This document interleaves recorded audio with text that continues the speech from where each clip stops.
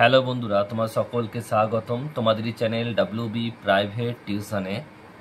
আজকের এই ভিডিওতে আমরা রায়মার্টিন প্রশ্নবিচিত্রা 2025 ক্লাস 6-এর ইতিহাস বিষয়ের যে তোমাদের তৃতীয় ইউনিট টেস্টের জন্য 2 নাম্বার স্কুল রয়েছে 279 নাম্বার পেজে। তো এই প্রশ্নপত্রের 1 এবং 2 দাগের প্রশ্নের উত্তর নিয়ে আজকের এই ভিডিওতে আমরা আলোচনা করব। তো চলো ভিডিও শুরু করা যাক। 1 দাগে বলছে সঠিক উত্তরটি বেছে নিয়ে লেখো। 1টা শেষ নন্দরাজার নাম হলো ধননন্দ। অপশান নাম্বার বি সঠিক উত্তর হবে। 2টা কুজুল কদফিসিসের প্রধান এলাকা ছিল। অপশান নাম্বার সি হবে, মানে এ ও বি উভয়, মানে কাবুল আর কাশ্মীর দুটোই হবে। নেক্সট প্রশ্ন, কোন ভাস্কর্যে গ্রিক ও রোমানদের প্রভাব দেখা যায়? গান্ধার শিল্পরীতিতে।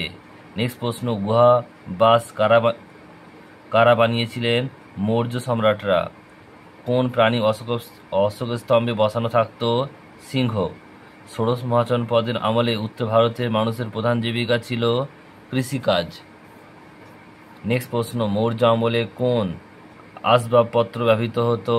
অপশান নাম্বার সি এ ও বি উভয়ই, মানে মাদুর ও খাট। পারসিক সাম্রাজ্যের শ্রেষ্ঠ সম্রাট কে ছিলেন? এটা হবে কি দরায়ুস। অপশান নাম্বার এ সঠিক উত্তর হবে। কারা পল্লব নামে পরিচিত? পার্থীয়রা। অপশান নাম্বার এ সঠিক উত্তর হবে। বলছে বৈদিক সাহিত্য কোন ধাতু ব্যবহৃত হতো? এটা হবে অপশান নাম্বার সি এ ও বি উভয়, মানে তামা ও ব্রোঞ্জ দুটোই। বলছে ঋগ্বেদে কোন নদীর কথা পাওয়া যায়? এটা হচ্ছে অপশান নাম্বার সি এ ও বি উভয়, যমুনা ও গঙ্গা।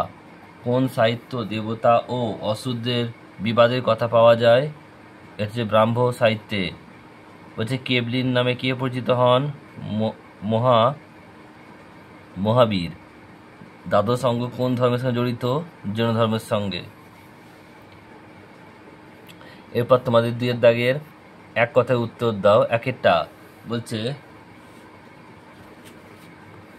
বলছে বস্ত্র শিল্পের বিখ্যাত কেন্দ্রের নাম কি? উত্তর লিখবে শান্তিপুর, আহমেদাবাদ, দুটো লিখবে তোমরা। 2 দাগের প্রশ্ন, তুলোর চাষ কোথায় বেশি হতো? উত্তর হবে দাক্ষিণাত্যে। চিকিৎসা সংক্রান্ত দুটি বইয়ের নাম, চারক সংহিতা ও সুশ্রুত সংহিতা। নেক্সট প্রশ্ন, যে কোনো দুটি বিখ্যাত মহাবিহারের নাম লেখো। নালন্দা মহাবিহার ও বিক্রমশিলা মহাবিহার। নেক্সট প্রশ্ন পরেরটা হচ্ছে বরাহ মিহিরের লেখা একটি বইয়ের নাম লেখো। উত্তর হবে বৃহৎ সংহিতা। নেক্সট প্রশ্ন পরেরটা বলছে পলিশ কাকে বলে? লিখবে প্রাচীন গ্রিসে পাহাড় ঘেরা অঞ্চলে ছোট ছোট রাষ্ট্র গড়ে উঠেছিল, এগুলো কি বলা হতো? পলিশ। নেক্সট প্রশ্ন পরেরটা বলছে কোন গ্রিক ঐতিহাসিক এথেন্স ও স্পার্টার সঙ্গে পারসিক সাম্রাজ্যের যুদ্ধের কথা লিখেছেন?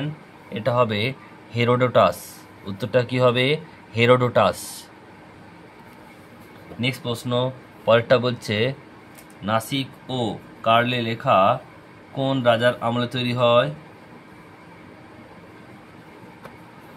গৌতমীপুত্র সাতকর্ণী। উত্তর কি হবে? গৌতমীপুত্র সাতকর্ণী। নেক্সট প্রশ্ন পরেরটা বলছে প্রভাকর বর্ধনের বড় ছেলের নাম লেখো। উত্তর হবে রাজ্যবর্ধন। নেক্সট প্রশ্ন, গৌতম বুদ্ধ কোথায় জন্মগ্রহণ করেন? এটা হবে নেপালের লুম্বিনীতে। নেক্সট প্রশ্ন, গণরাজ্য কাকে বলে?